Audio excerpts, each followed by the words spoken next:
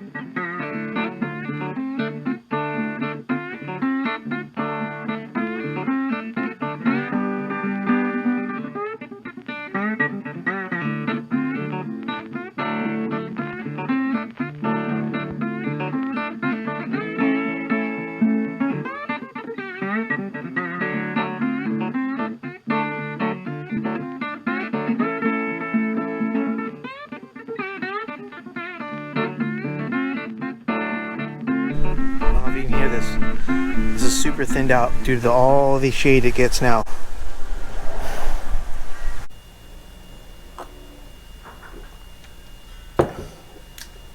So I picked up 5 4-packs from Casa Agria last week. One of them I had already showed you guys. I wanted it again because it was good. It was called the Rem Cycle. But I picked up 4 new ones, and I actually ordered 3 more from them, so I gotta go pick them up probably Monday.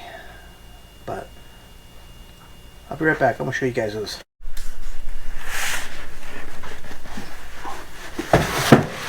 Alrighty. So I got into one of them already.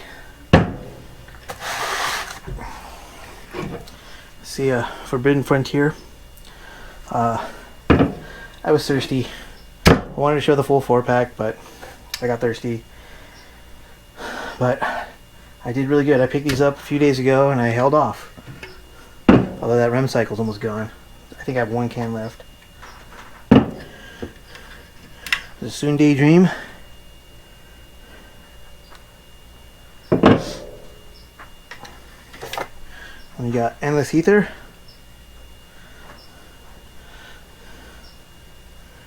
And